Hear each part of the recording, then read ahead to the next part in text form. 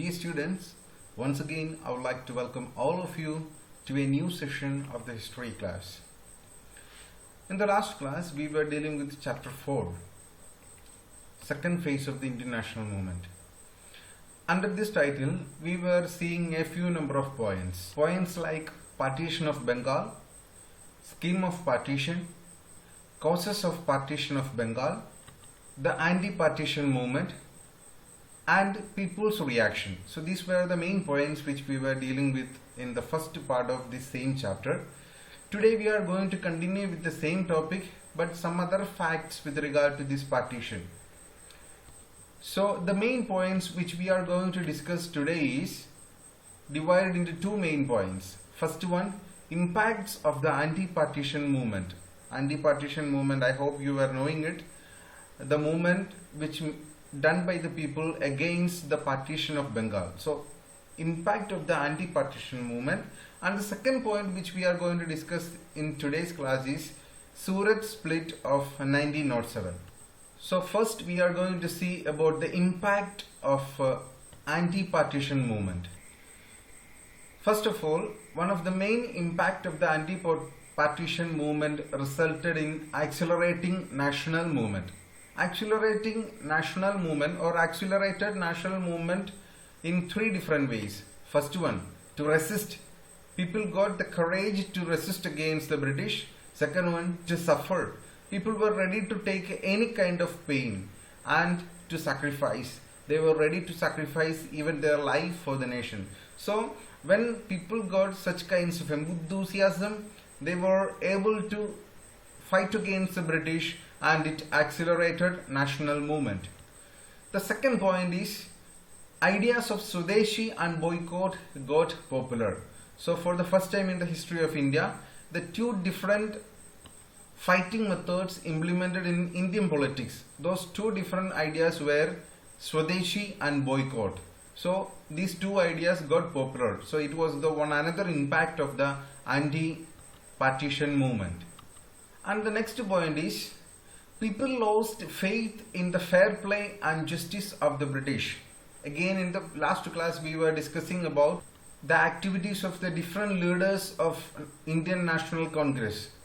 The leaders of the Indian National Congress, they revealed the real nature of the British and the people lost faith in the fair play and justice of the British. So it was one of the main impact of the anti-partition movement.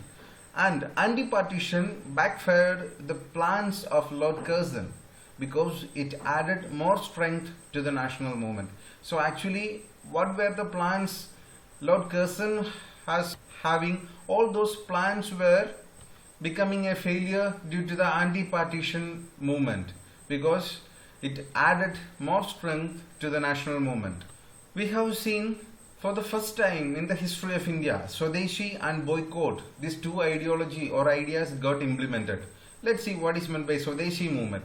Swadeshi movement means a person who can stand for one's own country or of one's own country, a product or some things which made in one country itself and or the same country itself and the people of the country using it. So of one's own country, any product, it can be any kind of product which promoting indigenous industries. So it is not just stopping with one's own country but it is promoting indigenous industries like cottage industries of our country, because the products are made by the people of India and it is using also by the people of India, same people. So promotion of indigenous industries. Then again, what is meant by boycott movement? Boycott movement means abstain from the purchase of British goods.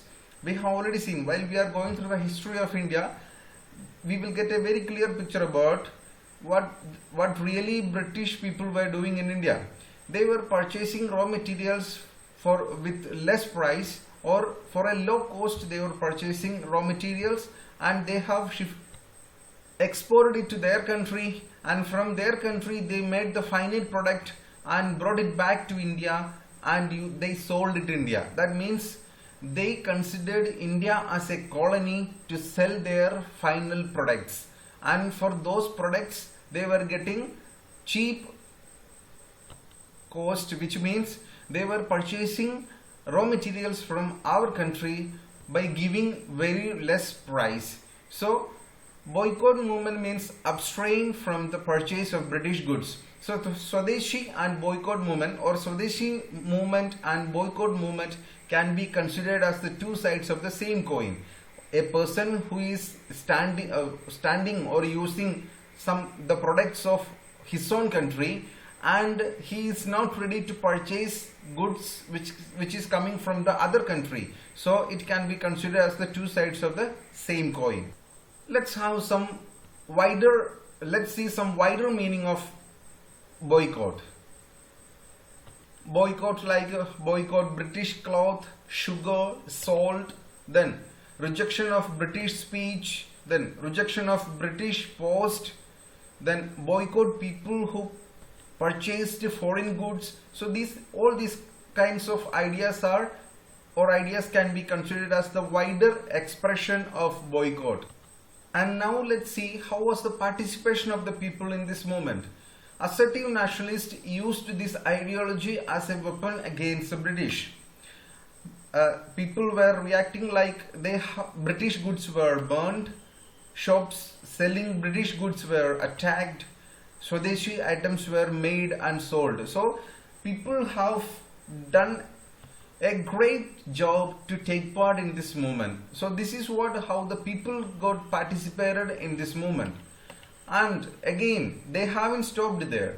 Sweet items, they banned all kinds of sweet items because those sweet items were made with British sugar. So they have banned the sweet items through that, or by banning sweet items they were able to say no to the British sugar. Then again, washermen, how they reacted, how they took part in this movement. They were not ready to wash foreign clothes. Again, priests, they were not ready to do puja with foreign goods. Again, women, they were not ready to use foreign bangles. Again, doctors, teachers and lawyers, they were not ready to work for British. And finally, Swadeshi companies were begun in India. So when people decided to say a big no to all these foreign items, finally they have got a big chance to set up or to start Swadeshi companies, and those companies were able to produce all these items for the people of India. So it was the another main feature, or through this way people took part in this movement. So these were the main impacts of the anti-partition movement. Now let's come to the next point of our today's topic, and that is Surat split.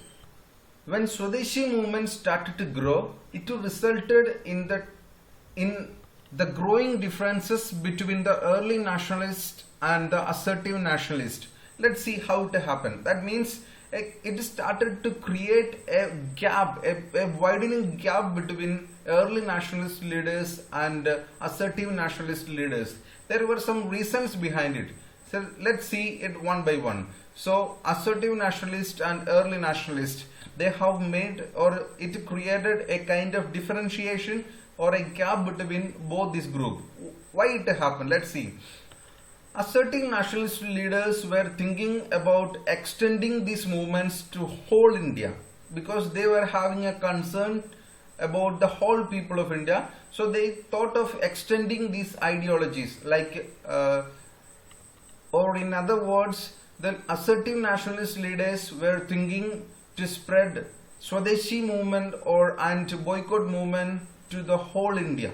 But in the case of early nationalists, they were confined only to Bengal, because they were not having any plan to spread these ideologies or this movement to different parts of the country. But instead they advocated that this ideology should be implemented only in Bengal. It should be used only in Bengal, since this movement was as a result of the partition of Bengal. So it was the first reason. Second one, to stick on to these movements as aggressive methods. So assertive nationalists were not ready to stick on these kinds of methods, but moreover they were ready to go for some kinds of aggressive methods. And the early nationalist leaders, their method was only petition. Peaceful measures were used by the early nationalists, and that's why they were not ready to follow the ideology of the assertive nationalist leaders. So this was the second conflict between assertive nationalist and early nationalist. And the third point says that assertive nationalist leaders supported national education for all the people of the country, but early nationalist leaders were not ready to support it. They didn't support national education. And finally, the last point is there was a conflict between both groups in the case of the election of the president or president candidate issue. Assertive nationalist leaders demanded that Lala Lajpat Rai should be the president of the Indian National Congress, but early nationalist leaders demanded that Rash Bihari Ghosh should be the leader of the president of the Indian National Congress. So these are the different points or different reasons which widened the gap between assertive nationalists and early nationalists. So finally, it came to a conflict, or it came to a division in the Congress into assertive nationalist and early nationalist groups. Even though this conflict, even though this kinds of differentiation was existing, it resulted in the Surat session of the Indian National Congress by 1907. So it came to its maximum, it came to its peak during the Surat session of 1907. Actually, the problem was with regard to the president candidate, issue over the candidate of president. Early nationalist leaders supported Rash Bihari Ghosh, assertive nationalist leaders supported Lala Lajpat Rai. Anyway, two people cannot become the president of an organization. So there itself, there was a big controversial talk between both the group, and finally it resulted in the split in the Congress. It is splitted into assertive nationalist, and the result of the split was very serious. Assertive nationalists were expelled from the Indian National Congress.